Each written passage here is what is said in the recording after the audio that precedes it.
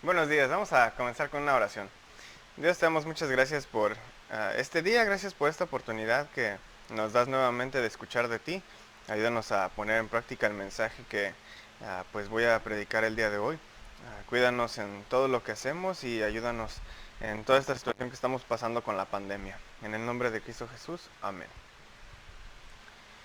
Bueno, si tienen sus Biblias, vamos a lo que es Mateo 13, empezando ahí en el versículo 24.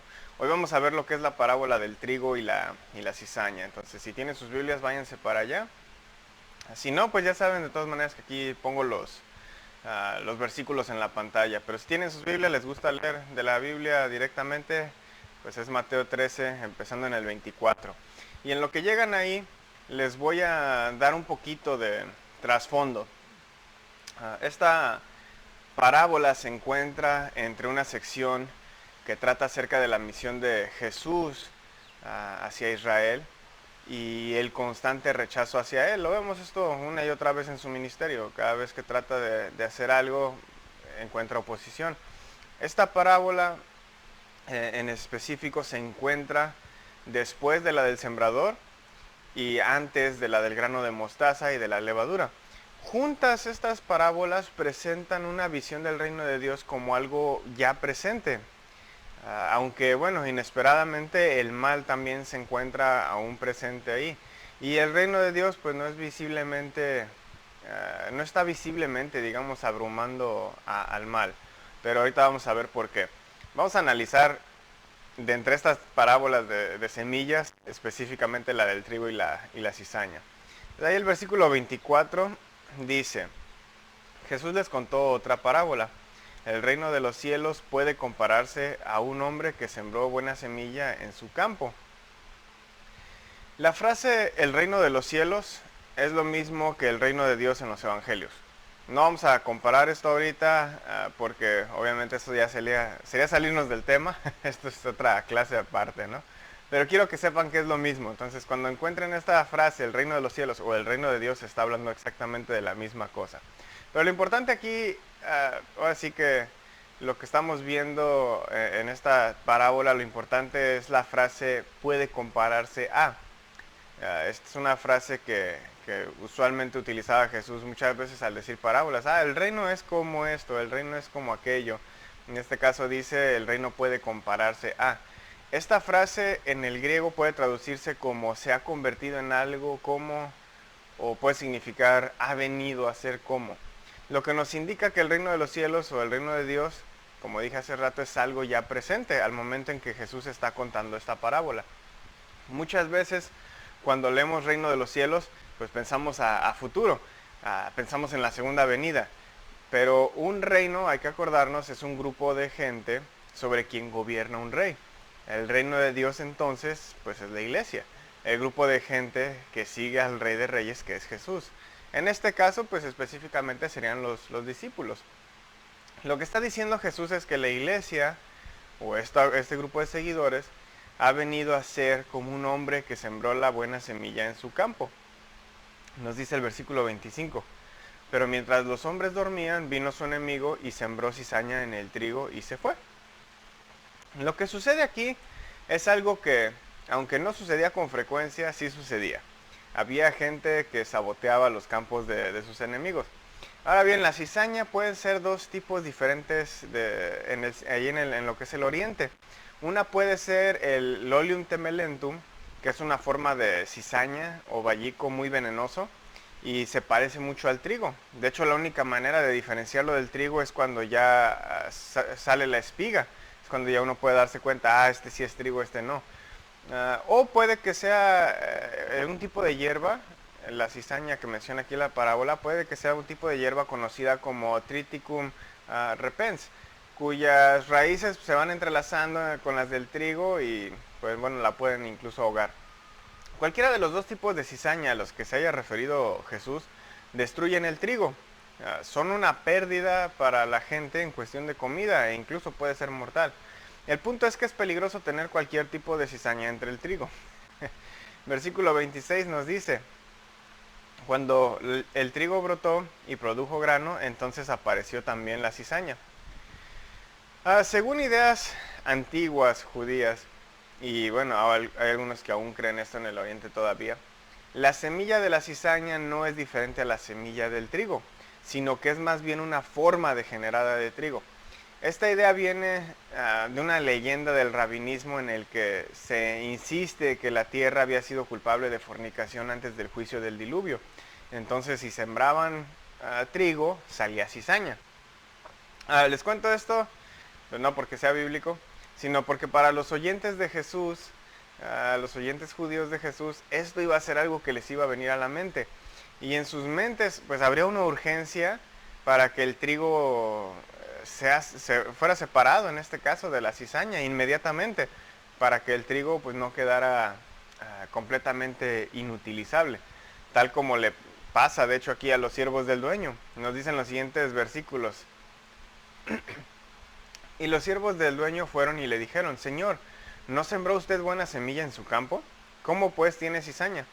Él les dijo: un enemigo ha hecho esto. Y los siervos le dijeron: ¿quiere usted que vayamos y la recojamos? Pero él dijo: no, no sea que al recoger la cizaña arranquen el trigo junto con ella. Dejen que ambos crezcan juntos hasta la cosecha, y al tiempo de la cosecha diré a los segadores: recojan primero la cizaña y átenla en manojos para quemarla, pero el trigo recójanlo en mi granero. La práctica normal hubiera sido tratar de quitar la cizaña inmediatamente, pero el dueño del campo quiere evitar llevarse trigo entre la cizaña. Ah, hace muchos años, cuando estaba más chavo, hace como 2 años, no, no es cierto, ya tiene rato, hace unos 15 años tal vez ya. Cuando estaba chavo, deshiervaba alrededor de las plantas del terreno de mis abuelos. Mi abuela me pagaba para deshiervar ahí sus árboles. Y pues la manera más fácil de hacer esto, sin dañar a las plantas, era esperar a que la hierba creciera un poco para arrancarla de raíz. Si no la arrancaba de raíz, pues ¿qué pasaba? Arrancaba tal vez las hojitas y al poco tiempo pues ya era más trabajo, porque cuando ya yo me movía 2 metros para allá, donde según yo ya había deshiervado, volvía a crecer la hierba. El chiste era sacarla completamente de raíz. Si no, pues vuelve a salir más y era más trabajo. Tenía que volver a deshiervar la misma planta. Y esto es más o menos la situación que describe esta parábola. Es mejor esperar a que crezcan las dos cosas juntas para poderlas diferenciar mejor y así no llevarte de corbata el trigo. Y para asegurar pues, que se está quitando la cizaña de raíz y que no vuelva a brotar. Ahora, a pesar de que suena bastante sencilla la parábola, los discípulos preguntan qué significa. De entre todas las parábolas que contó Jesús aquí en esta sección de Mateo, esta fue la que les causó más confusión. Y entonces Jesús tiene que explicárselas. Nos dicen los versículos ahí a partir del 36. Entonces Jesús dejó a la multitud y entró a la casa. Y se acercaron sus discípulos diciendo: explícanos la parábola de la cizaña del campo. Jesús le respondió: el que siembra la buena semilla es el Hijo del Hombre, y el campo es el mundo. La buena semilla son los hijos del reino, y las cizañas son los hijos del maligno. El enemigo que la sembró es el diablo, la siega es el fin del mundo, y los segadores son los ángeles. Por tanto, así como la cizaña se recoge y se quema en el fuego, de la misma manera será en el fin del mundo. El Hijo del Hombre enviará a sus ángeles y recogerán de su reino a todos los que son piedra de tropiezo y a los que hacen iniquidad, y los echarán en el horno de fuego. Ahí será el llanto y crujir de dientes. Entonces los justos resplandecerán como el sol en el reino de su Padre. El que tiene oídos, que oiga. Hay que tener en cuenta que ninguna parábola nos da una visión completa del reino. Así que hay que ver el énfasis de cada parábola para entender lo que Jesús quiere dar a entender sobre cierto aspecto en específico. En este caso se está enfatizando la presencia del reino y bueno, el juicio futuro. Las metáforas de semillas en esta sección de Mateo no son usadas siempre de la misma manera. En la parábola, por ejemplo, del sembrador, la semilla es la palabra y la gente que escucha la palabra. En la parábola del grano de mostaza, la semilla parece ser más bien el reino mismo. En esta parábola del trigo y cizaña, ambos tipos de semilla, tanto la buena como la mala, son la gente.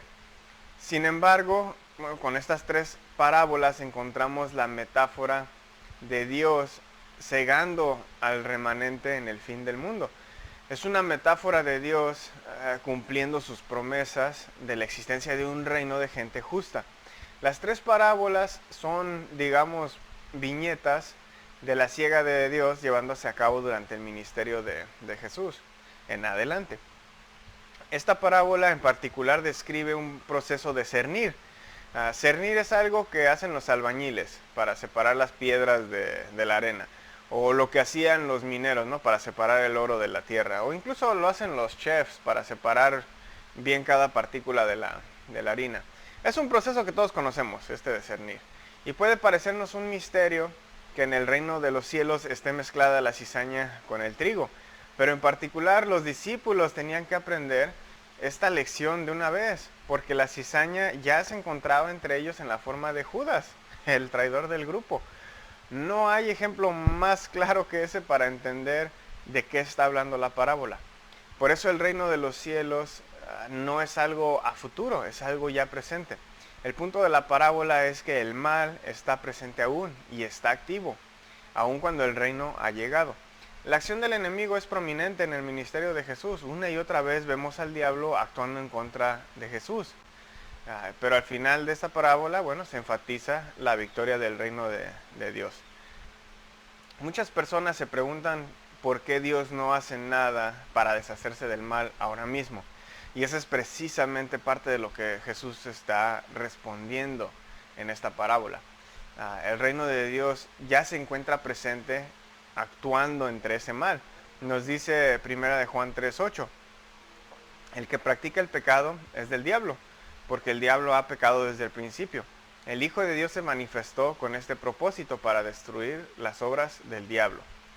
El reino de Dios, que es la iglesia, que es el cuerpo de Cristo, trabaja para destruir las obras del diablo. El reino de Dios es opuesto al reino del pecado y la muerte. El mal eventualmente va a ser removido por completo, pero mientras el trigo tiene que ir creciendo, aunque desgraciadamente, bueno, la cizaña también tiene que ir creciendo junto con ella. Pero en su momento, bueno, va a ser arrancada de raíz. Ese es el punto, tiene que crecer para que sea arrancada de raíz. Quitar pues, las hojitas que se alcanzan a ver es lidiar con lo superficial. Y Dios no viene a lidiar con lo superficial, viene a lidiar con todo el problema de raíz. Por eso es que las dos cosas tienen que pues, crecer juntas. El enfoque del cristiano debe ser en seguir creciendo en su crecimiento, en aguantar hasta el final, a pesar del mal que lo rodea. Primero, la iglesia debe estar confiada en que el reino está presente, aunque el juicio, bueno, aún no se ha llevado a cabo. Pero está presente a través del ministerio de Jesús y la obra del Espíritu Santo a través de la iglesia. Por eso es importante que seamos cristianos activos. La presencia del mal no es evidencia de que el reino no esté trabajando, porque estamos trabajando. Se supone que debemos de estar trabajando. Segundo, aunque aún no es tiempo del juicio, el juicio vendrá. El reino será el cernidor, será lo que separará lo bueno de lo malo, el trigo de la cizaña. Estas declaraciones con respecto al juicio no son meramente descriptivas o vindicativas como algunas personas creen, sino más bien son una advertencia y buscan cambiar el comportamiento de quienes están escuchando esta parábola. El versículo 43 que leímos es incluso de ánimo por ver la promesa de una futura bendición para los que somos trigo. Esta parábola contribuye entonces a la discusión del mal en el mundo. Sí, el mal está activo, pero también lo está Cristo y su reino aquí en la tierra. Dios no es el único trabajando y no debemos pensar que todas las acciones en el mundo son de Él. No debemos de tener una creencia ingenua de la soberanía de Dios. A Dios se le acusa constantemente por ciertos eventos que ocurren en el mundo, ¿no? Como el coronavirus. Hay gente que ha acusado a Dios de esto, que lo mandó pues para que nos arrepintamos o que lo mandó como juicio. Pero Él no es la causa de tales eventos. El mal sucede en el mundo como trabajo del enemigo, tal como lo está presentando esta parábola.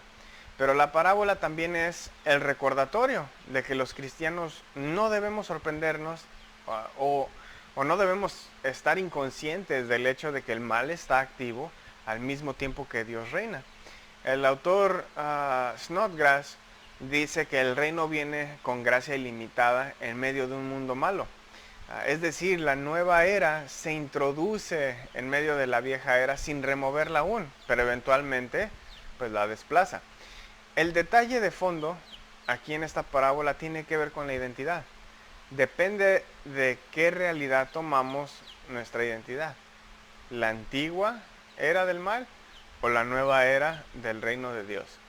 En otras palabras, ¿eres trigo o eres cizaña? Que Dios te bendiga.